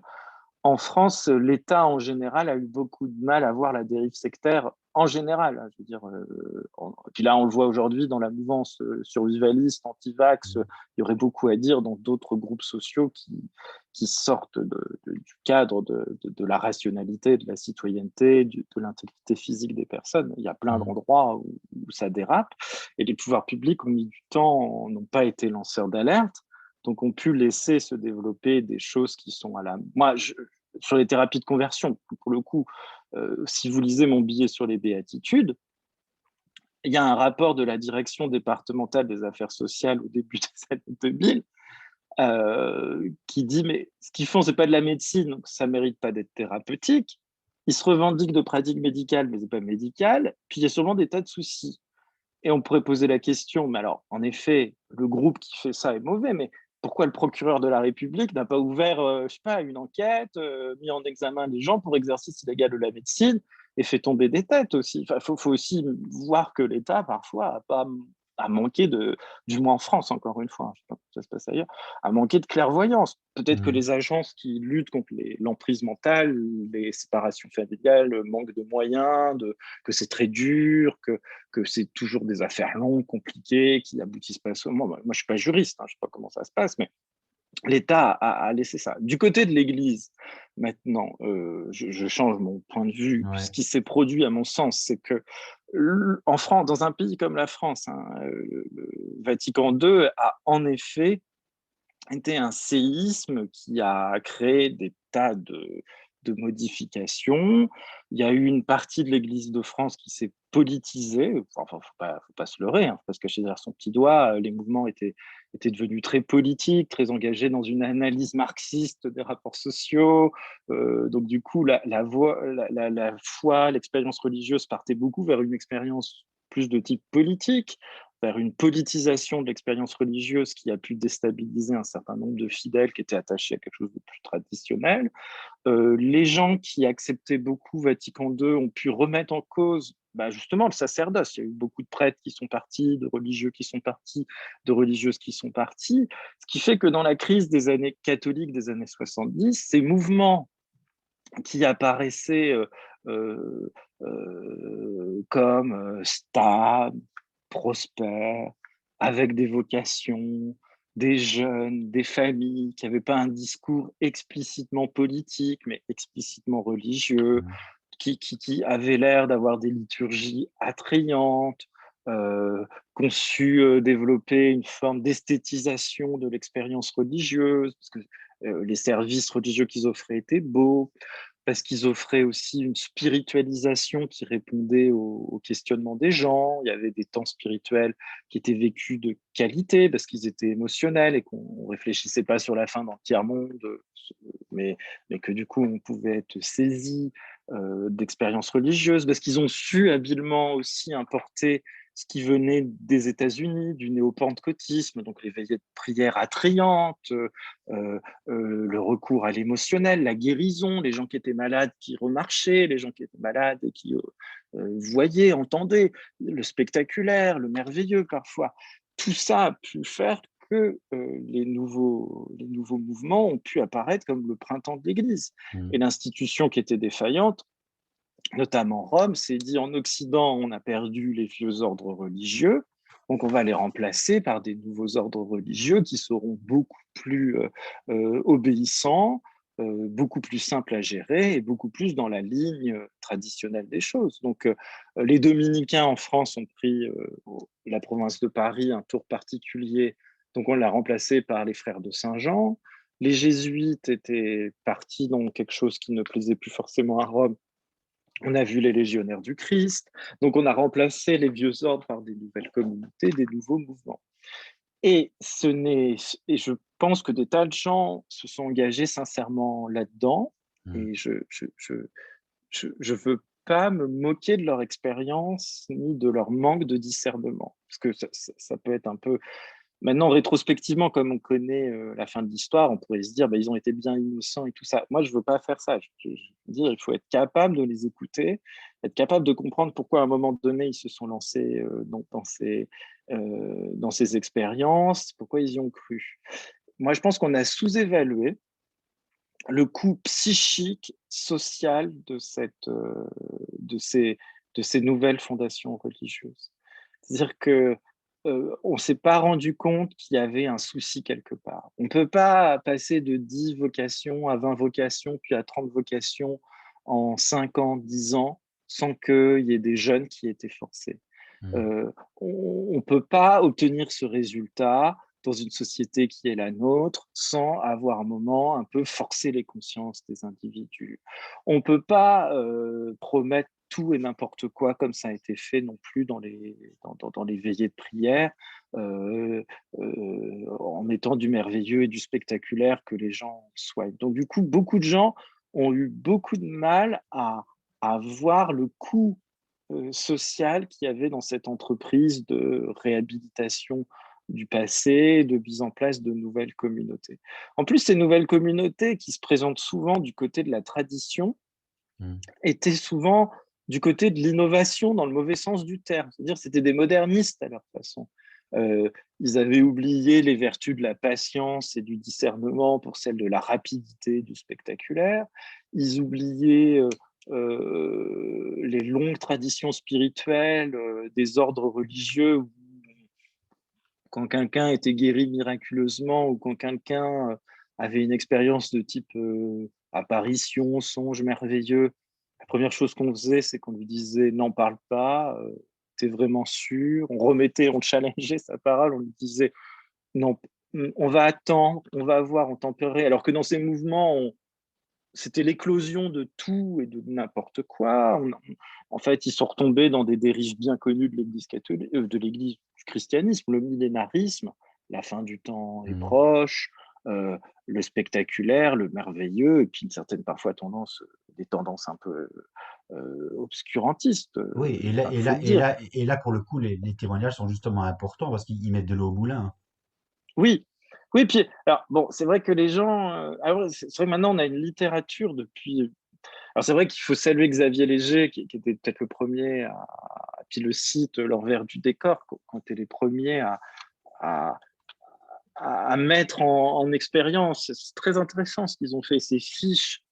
C'est-à-dire que c'est les Mm. premiers à documenter, en fait. C'est les premiers à Ouais. avoir documenté et tout ça.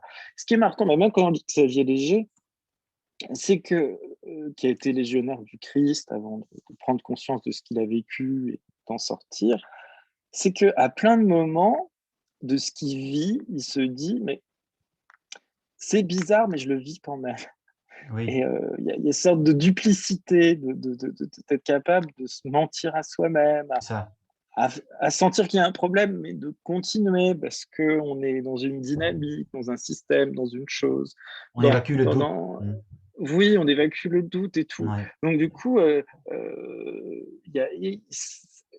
il faut un long temps pour percevoir que potentiellement, ce qu'on a vécu, c'est de l'abus et que potentiellement, ce que l'on a vécu, c'est de la manipulation. Et c'est pareil pour les thérapies de conversion.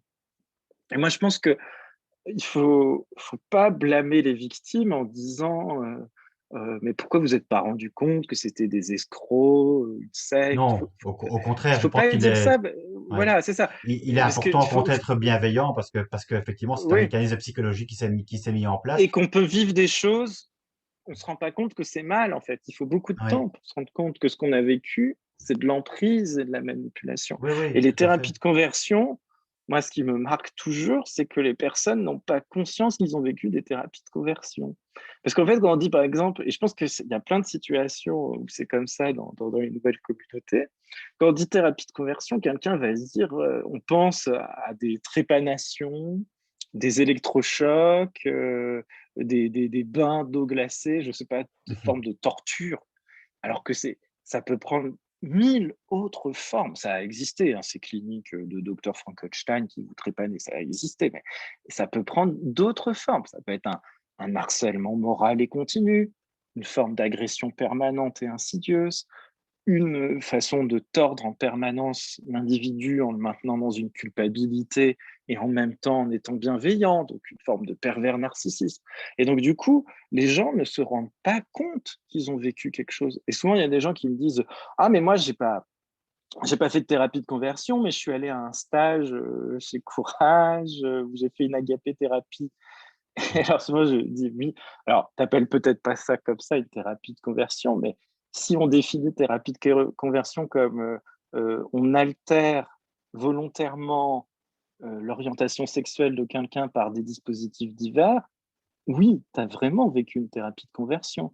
Je fais, bah non, t'es sûr, une thérapie de conversion, c'est pas ça, c'est qu'on m'aurait injecté de la testostérone dans le bras. Mmh. Non, non, non, ça peut prendre d'autres formes.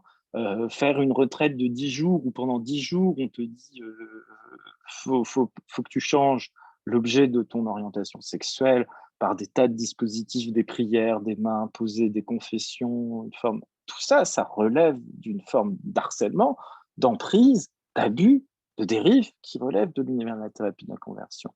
Donc les gens n'en ont pas conscience. Et il y a un autre souci qui, à mon avis, se retrouve dans la pédocriminalité, c'est que, qu'on le veuille ou non, c'est pas facile de s'assumer en tant que victime. Dans le sens, c'est pas C'est pas un un statut état pour. enviable. Mmh. Oui, bah oui. Même si ça change, hein, je pense que MeToo, il y Oui, a des oui, tas de bien choses. sûr, bien Oui, oui. sûr. Socialement, on écoute beaucoup plus les victimes, on est beaucoup plus en empathie avec les victimes.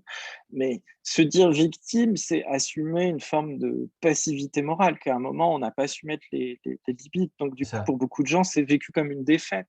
Ouais. Et, et donc, du coup, c'est là où je pense que c'est pour ça qu'il est important de donner la parole, à la fois pour que les gens aient une chambre d'écho qui fasse qu'ils comprennent que ce qu'ils ont vécu est mal, et qu'avec l'écoute des autres et le secours du groupe, ils puissent un peu avancer et se dire que ils ont vécu quelque chose de mal qui peut demander réparation.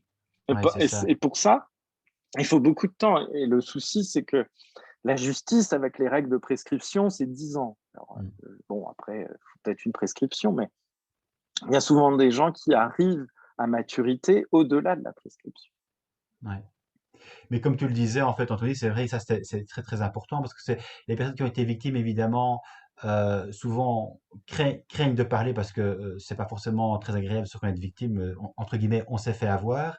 Et dans un deuxième temps, évidemment, l'idée de se dire aussi, est-ce que je vais être entendu, est-ce que je vais être cru?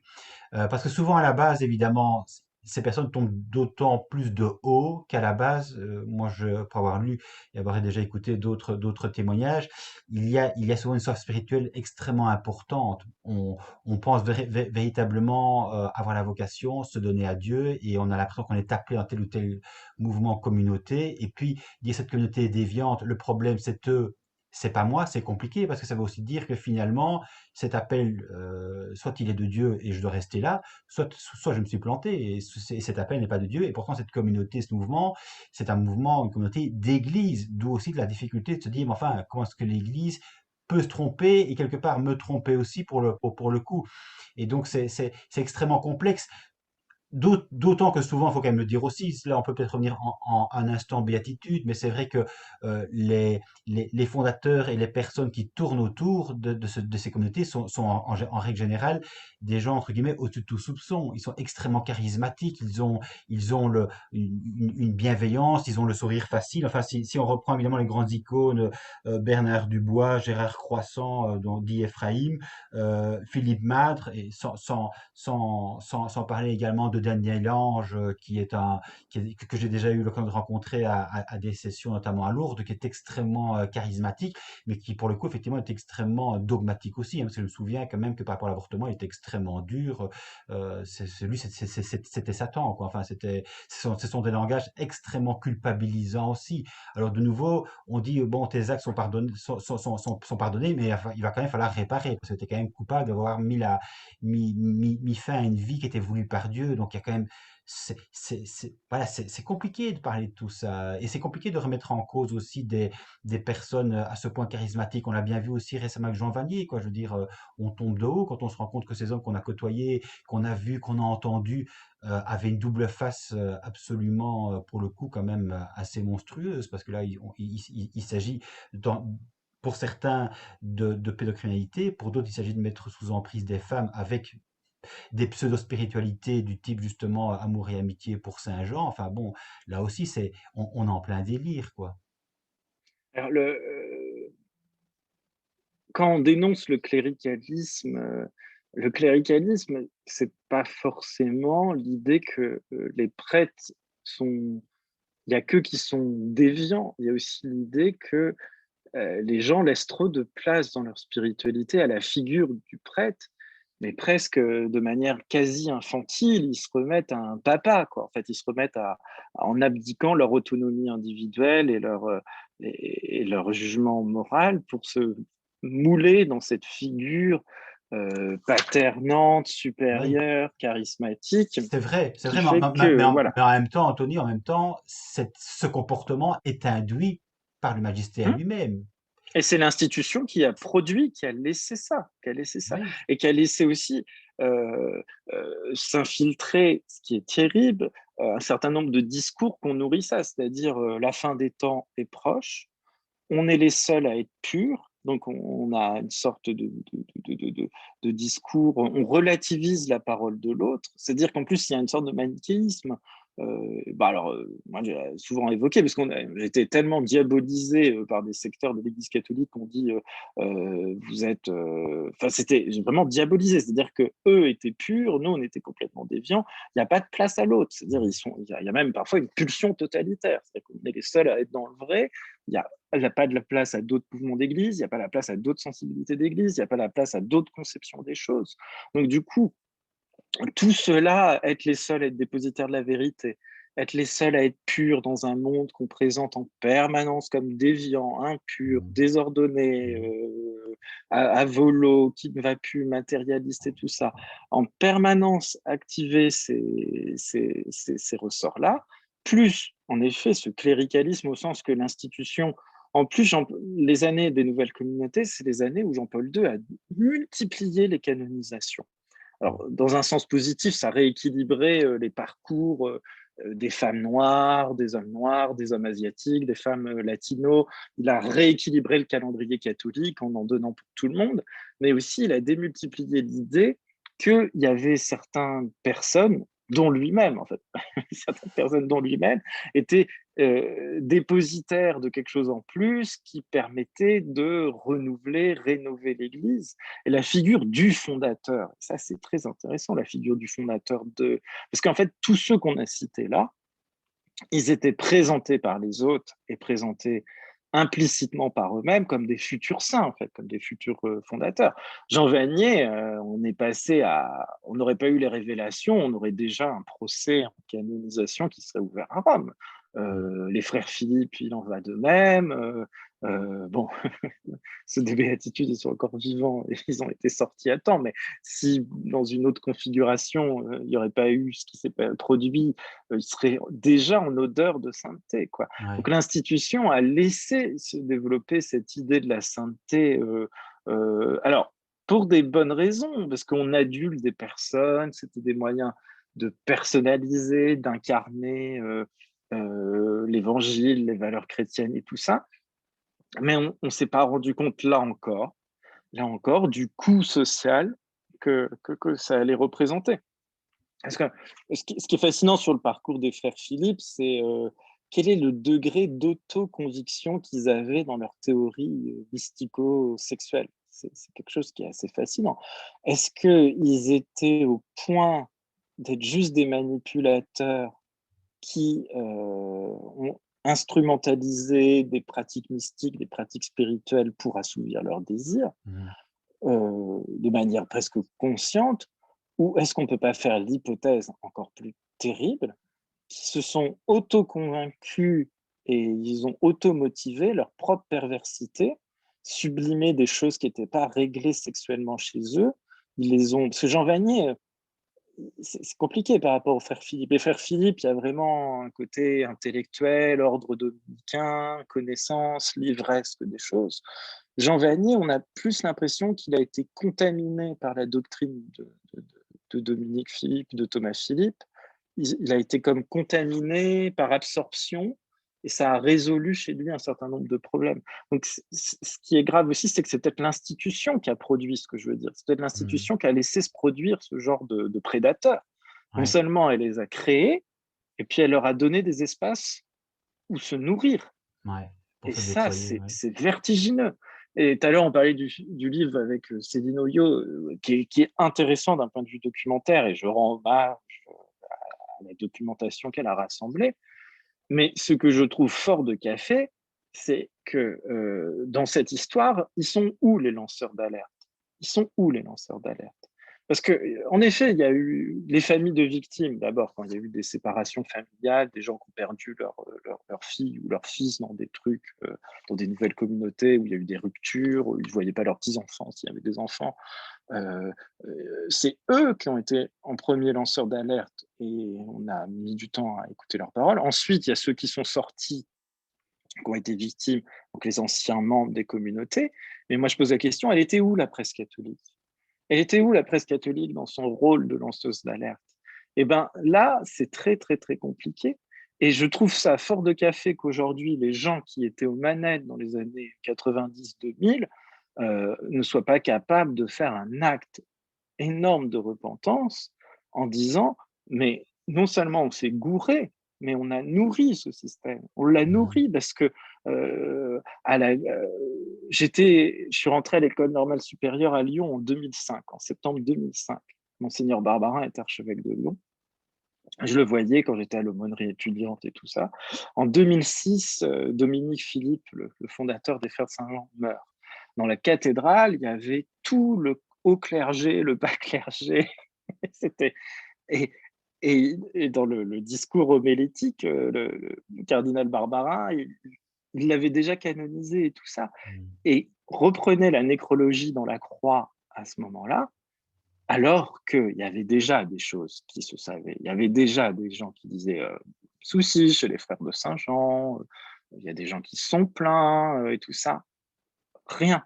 La parole des victimes a été rendue inaudible. Mhm. Et aujourd'hui, c'est la même chose sur les thérapies de conversion. C'est-à-dire que en 2019, enfin, j'ai encore le temps de parler, je parle Oui, je beaucoup t'en trop. prie, Non, je t'en c'est bon. prie.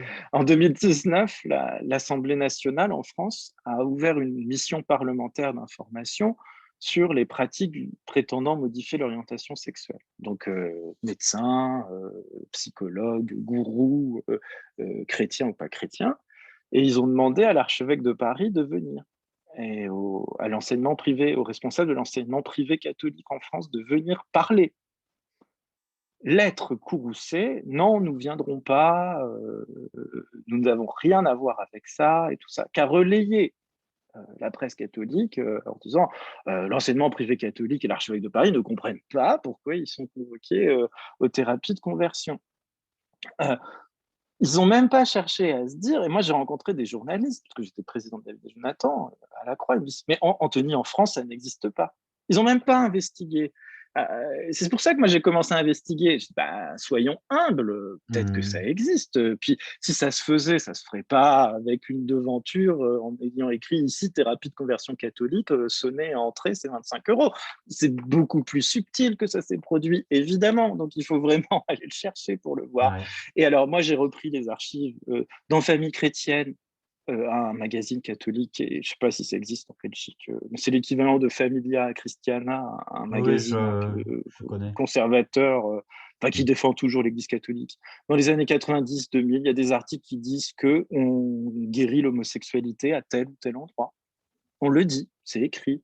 J'ai retrouvé un entretien en 97 d'un membre des Béatitudes qui dit que on peut guérir de l'homosexualité avec un peu de bonne volonté. On a une interview en 2004 dans Famille chrétienne qui dit que on peut guérir de l'homosexualité. Donc il y a un déni. C'est un déni.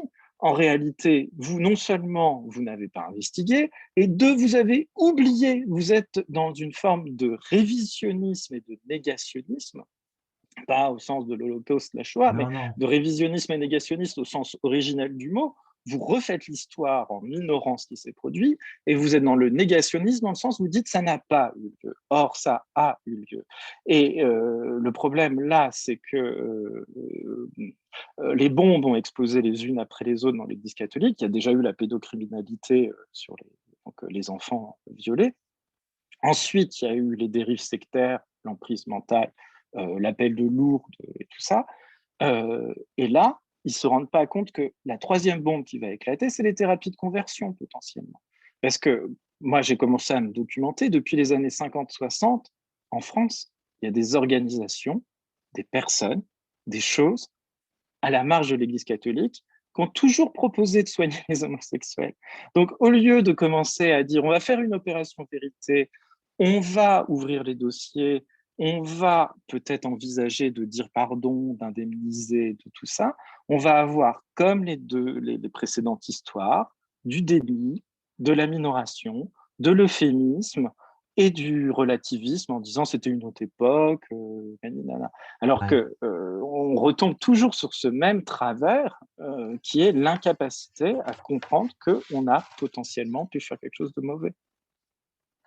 Oui, c'est ça. Mais en fait, c'est un peu ce que tu dis, mais c'est vrai que euh, on voit bien évidemment cette incapacité de voir clairement les choses. Il y a réellement une cécité, qu'elle soit volontaire, involontaire, parce que quelque part, pas toute la presse catholique, mais enfin l'essentiel de la presse catholique, par définition, en règle générale, avec quelques nuances, ben, elle est effectivement quand même au service du magistère. C'est une façon d'évangéliser aussi les masses et de faire en sorte que le croyant sache que penser et comment agir dans un monde dit sécularisé et dans lequel il peut se sentir effectivement du coup insécurisé. Mais en même temps, on aurait souhaité évidemment une presse d'investigation. C'est là évidemment que si on reprend le fameux texte La vérité vous rendra libre, ben ça serait évidemment le leitmotiv et la seule raison d'être de la presse catholique, c'est de dénoncer là où il y a lieu de dénoncer, au même titre que la société effectivement doit se remettre en question quand il y a des déviances en son sein. Et alors, je crois que tu l'exprimes très bien hier dans ton article, c'est que finalement, ceux qui ont été les premiers à dénoncer, outre effectivement Xavier Léger sur son blog, mais il y avait quand même eu Goliath qui pour le coup, a pas mal dénoncé depuis très longtemps, notamment les béatitudes Saint-Jean, etc. Enfin, il y a des dossiers complets, ça remonte à des dizaines d'années. Et pour le coup, évidemment, eux, c'était pas les bons catholiques, quoi. Ils étaient pas d'église, et les catholiques se disaient, mais enfin, comment vous pouvez encore vous permettre d'être catholique, et puis vous discréditez sans cesse l'église en tapant dessus, vous sortez un, un hebdomadaire complet sur les évêques, vous leur mettez des mitres en disant ce qui va, ce qui ne va pas, et en général, y a rien qui va. Donc vous êtes véritablement défaitiste, et donc en réalité, vous décrédibilisez votre propos. Alors qu'en réalité, non, ils ont simplement dit effectivement ce qui était comme c'était. Et tu reprends notamment un extrait dans ton billet du livre, justement, en disant que la revue Goliath n'est guère épargnée. Cécile Hoyot dit notamment ceci: les rares à dénoncer les dérives de l'époque sont la revue Goliath, mais son ton anticlérical et ses enquêtes parfois à charge braquent des responsables d'église et discréditent son propos dans une partie de l'opinion publique catholique, avec pour effet pervers de décrédibiliser aux yeux de ceux-ci le message d'alerte des victimes qui n'avaient pas trouvé d'autre caisse de résonance à leur plainte. Donc soit en fait la presse catholique se tait, effectivement, elle voit, mais elle veut pas voir, elle ne dit pas pour ne pas discréditer l'Église. Soit la presse catholique dénonce, et là on dit non, enfin, là, franchement, vous discréditez la parole des victimes, vous y allez trop fort. Et Alors qu'en effectivement, plus, avec un effet pervers. oui, Parce que avec un effet je pense pervers. que Donc en fait, on peut ne pas aimer Goliath, on ah peut pas oui, aimer son ton, comme on peut ne pas aimer Charlie Hebdo, comme on peut ne pas aimer Marianne, Mediapart. C'est pas ça le souci, mais que la perversité, c'est pas ceux qui sont dénoncés, mais c'est ceux qui dénoncent. Là, je trouve que oui, c'est des efforts de café. Mais bon, oui, j'imagine que effectivement. il faudrait reprendre. C'est qu'un extrait après tout, mais ça, c'est assez fou parce que surtout dans le catholicisme français. Qui est assez déséquilibré. C'est pas comme en Allemagne. Et d'ailleurs, faut bien remarquer que les nouvelles communautés, c'est une histoire très française. Hmm. Saint-Jean, Béatitude, Emmanuel, Pain de vie, Arche de vie, tout ça, c'est très français. Et puis on a exporté, on a exporté ça pas mal dans le monde entier après, mais c'est assez français. Et par exemple, même s'il y a des nouvelles communautés en Allemagne, un clergé plus riche, plus puissant, avec des contre-pouvoirs de laïcs, c'est parfois moins laissé entraîner par des dérives de nouvelles communautés. Hmm. Alors qu'en France, comme l'Église est particulièrement déséquilibrée et sans contre-pouvoir de laïcs ou d'universitaires catholiques ou d'une presse catholique qui parfois peut prendre ses distances, on a peut-être laissé se développer des choses qui n'auraient pas dû et qu'il va falloir, et on va le voir aussi sur la commission Sauvé, sur la pédocriminalité, hein, aussi ce que ça va donner, mais il est possible que le fait que ce soit des prêtres qui jugent des prêtres, le fait que la justice ecclésiastique en France, elle a peu de moyens pour suivre les dossiers, elle a peu de moyens pour investiguer, que le code de droit canonique ne reconnaît pas la victime, donc toutes ces choses qui sont justes expliquent peut-être les dérives, mais il y a aussi, le problème, c'est qu'il n'y a pas eu de contre-pouvoir ni de lanceur d'alerte. Donc, c'est ça qui est. Enfin, il y en a eu, mais il n'y en a pas eu suffisamment parce qu'en réalité, ça commence à. C'est au début des années 2000 que ça commence à réagir. Et avant, dans les années 90-2000, alors qu'il se produisait des choses. C'est ça qui est vertigineux, parce que les béatitudes, si on y réfléchit, c'est constitué dans les années 70. Donc, qu'est-ce qui s'est passé des années 70 aux années 90? Énormément de choses. Ouais, Donc, du coup, il y a des décennies entières qui ont été englouties ouais. dans l'oubli et dans le silence. Donc, sans contre-pouvoir, on ne pouvait pas faire naître ces lanceurs d'alerte. Donc, bon, alors, en effet, Goliath, c'était peut-être pas celui qui, aux yeux de l'Église, était pertinent et tout. Mais je trouve ça d'autant plus dur comme critique, pour être honnête, que je suis sûr qu'il y a des familles de victimes, des gens qui avaient leurs enfants dans telle ou telle communauté, de gens qui avaient un membre de leur famille dans une communauté, ils sentaient qu'il y avait quelque chose qui n'allait pas, qui était très catholique et très loyaliste. Je suis sûr qu'ils ont écrit aux évêques, ils ont écrit à la Ouais. conférence des évêques de France, et que là aussi, on aurait envie de savoir ce qu'il y a dans les placards, les archives. Oui, Sincèrement, vous n'avez pas eu d'alerte, parce que quand Frère Ephraim, Gérard Croissant, il y a les grands articles de presse qui sortent dans La Vie ou dans plusieurs titres de presse, dans plusieurs enquêtes. Il y a eu Les Inrecuptibles, il y a eu le Nouvel Observateur, le Canard enchaîné. Quand il y a toutes les enquêtes dans la presse qui sortent, euh, on découvre que il y a une jeune fille qui a écrit dans les années 90. On découvre qu'il y a une famille qui avait alerté. Donc, bien sûr, il y avait eu bien sûr. des choses qui se sont produites, mais il n'y avait aucun dispositif Oui, qui a été fait pour les recevoir, oui, quoi. c'est Alors, ah ça. bon, Et aujourd'hui, il y a des luttes des dérives sectaires, il y a des commissions, des évêques. Après, est-ce que ça suffit, des alertes internes? On en vient à se demander ça. Est-ce que les dispositifs internes, ils étaient suffisants? Parce que quand on voit ce qui s'est produit, on peut se poser la question. ouais.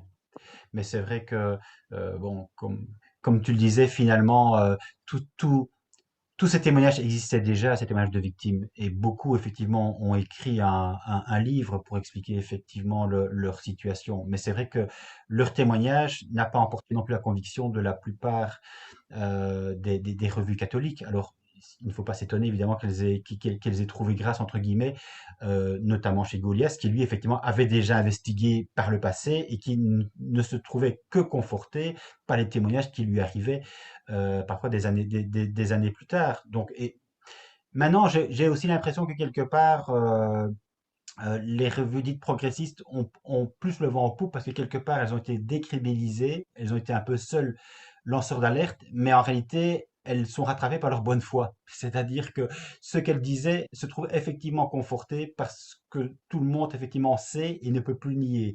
Donc, parce que bon, je pense également, en parlant de nier, je parle également de l'ouvrage Le Déni, qui est extrêmement bien documenté, qui était préfacé par Joseph Moin.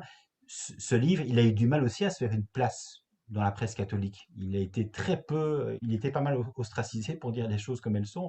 Et donc de nouveau, pourtant, pourquoi, je veux dire, si l'idée effectivement est de dire la vérité en sachant qu'à un moment donné, elle va porter le cas échéant du fruit, il vaut mieux que cette vérité sorte le plus tôt possible et qu'elle ne sorte pas du placard évidemment des dizaines d'années après, parce que là on se pose des questions du coup, pour le coup extrêmement vertigineuses, hein.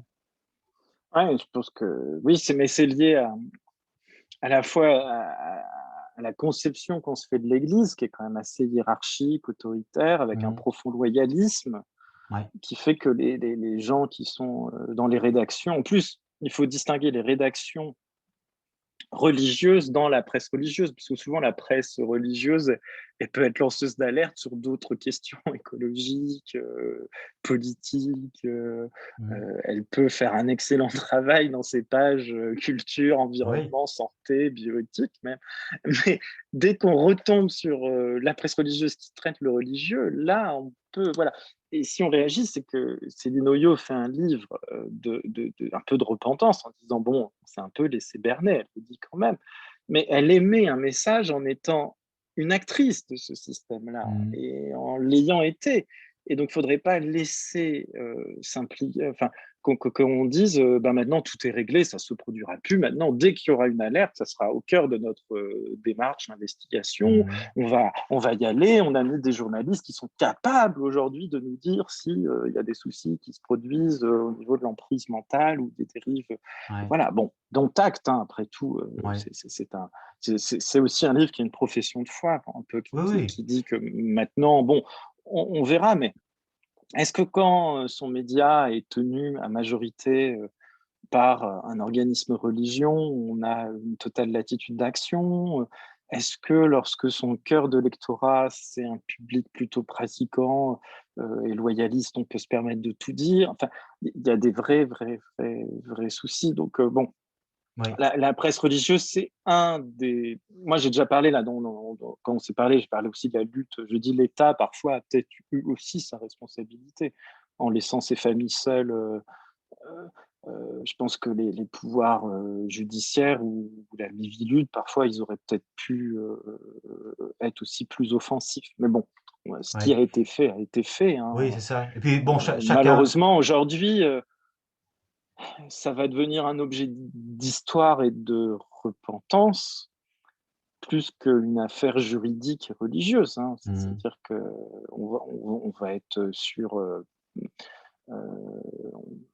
on va continuer à découvrir rétrospectivement les choses sans pouvoir malheureusement faire grand-chose. ouais, Quand il y a eu le documentaire de Bernard Nicolas, Homothérapie sur les ouais, thérapies de conversion, on a bien vu ce qui s'est produit. La communauté des béatitudes a dit nous sommes désolés si nous avons pu blesser des personnes. Donc, on a quand même fait une concession, dont acte. Le manuel a dit rien à voir, passez votre chemin. Donc, ils disent ouais, non, ça ne se produit pas et tout ça. Lorsque le film, c'est un film de fiction, Les Éblouis est sorti d'une réalisatrice qui a été socialisée petite dans une nouvelle communauté. mmh, Pareil, double communiqué de presse, c'est pas nous. Donc on voit que c'est pas facile. Hein. C'est-à-dire que non, quand on a des productions culturelles qui évoquent ces questions-là, c'est encore dur pour ces groupes de se dire est-ce que c'est vraiment nous qui avons fait ça? Est-ce que c'est vraiment nous qui avons fait ça? Et ça rejoint ce qu'on s'est dit tout à l'heure. Moi, j'ai vraiment peur qu'il y ait une tendance révisionniste et négationniste, hein, dans le sens que on minore, on euphémise et on dise que ça s'est pas produit. Et je crains. Bon, je suis pas catégorique. Hein. On le voit sur la pédocriminalité avec la commission Sauvé, il y a eu un effort de fait. Mais je crains que pour les autres formes d'abus et de dérives sectaires, il y a encore beaucoup, beaucoup, beaucoup à faire. oui, bah oui, bah je pense que ce sera le mot de la fin si tu es d'accord, parce Oui, qu'effectivement, oui, oui. on aura encore beaucoup à dire aussi, mais je pense qu'on a fait effectivement le tour sur l'essentiel sur lequel je souhaitais effectivement t'entendre parler. À savoir la question de la théorie du genre et ce qu'elle implique effectivement dans l'Église catholique avec les déviances que ça a effectivement généré dans l'Église. On en a parlé des thérapies de conversion. Et puis l'autre type de déviance qui est effectivement également extrêmement prégnant dans l'Église et qui dépasse évidemment la France, qui sont les dérives sectaires dans l'Église, notamment les béatitudes, mais pas uniquement. Le livre de Céline Oyo, effectivement, parle de plusieurs communautés et Oui, mouvements et à plein, moi, dérive je connais pas. sectaire. C'est ça. Voilà. Donc, De plein dont je soupçonnais même pas voilà. l'existence. Donc, Oui, parfois, en fait, j'ai appris effectivement des noms de communautés de mouvements que je ne connaissais absolument pas non moi, plus. j'avoue que. Donc, j'ai encore interviewé il n'y a pas longtemps un ex-membre de tradition famille propriété. Ils sont effectivement habillés comme des chevaliers du Moyen Âge. C'est assez impressionnant. Mais bon, voilà. Donc, un tout grand merci, Anthony, pour cet Merci échange à vous. et à bientôt. Merci. À bientôt. Au Au revoir. revoir.